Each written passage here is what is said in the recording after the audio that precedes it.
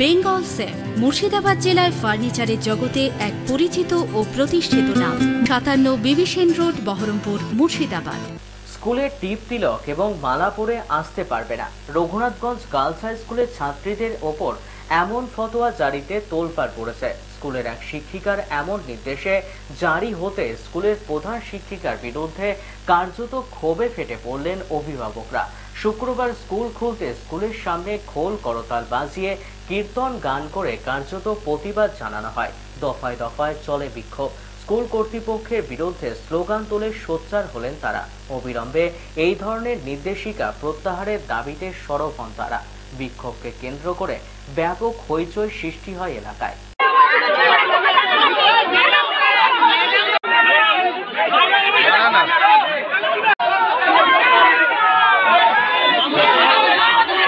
আগে বুঝতে দিন ব্যাপারটা তো আমি জানি না, বুঝতে দিন, ঠিক আছে।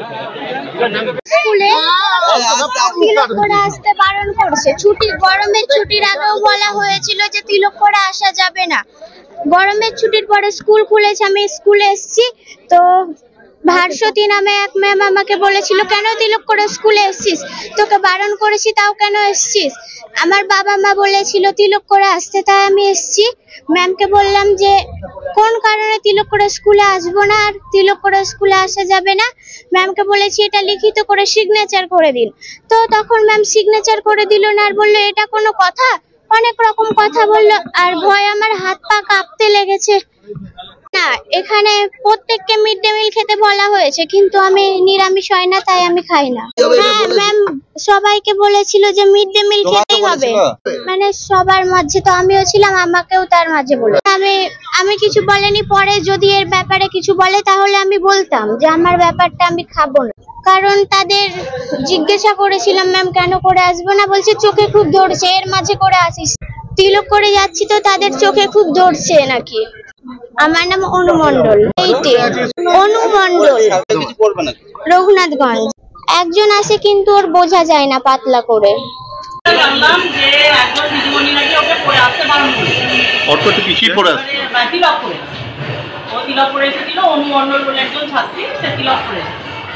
এবার একজন দিদিমণি বারণ করেছে যে তুই তিলক করে আসবি।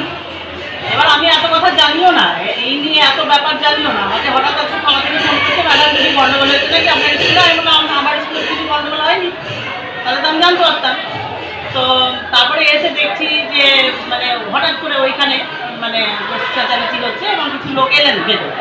ওরা বলছে ম্যাডাম ভাস্বতী পণ্ডিত বলে একজন ম্যাডাম, উনি আমার মেয়েকে তিলক করে আসতে বারণ করেছে। আপনার স্কুলের মানে নিয়মটা কি? আমি বললাম এরকম কোনো নিয়ম নাই যে কেউ নিজের ধর্ম পালন করতে পারবে না, এরকম কোনো নিয়ম নেই। আর এরকম কেউ বারণ করেছে বলে আমার মনেও হয়।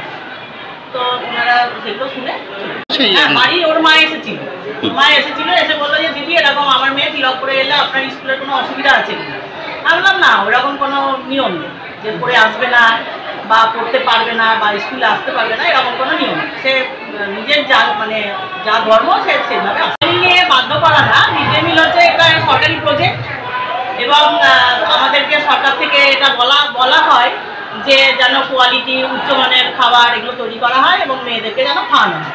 আমরা মেয়েদেরকে সেটা খেতেই বলি যে তোরা অনেক মেয়ে বাড়িতে খাবার পায় না, তারা এসে অজ্ঞান হয়ে যায়, তারপরে অভুক্ত থাকে, অনেক সময় খাবার জোটে না। ওই জন্য বলি তোরা খুব ভালো খাবার আমাদের হয়, সেই খাবারগুলো তোরা খাবে।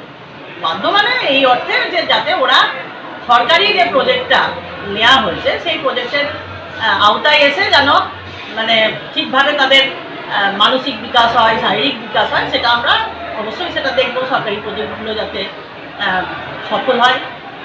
আমাদের আইসি স্যার বললেন যে আমি দায়িত্ব নিচ্ছি, এরপরে কোনো অসুবিধা হবে না। হয়েছিল বলতে এই গরমের ছুটির আগে অনু নামে একটা মেয়ে পড়াশোনা করে এখানে, তো তাকে বলেছে যে তিলক মালা পরে যেন না আসে, তো বলেছে না আসে।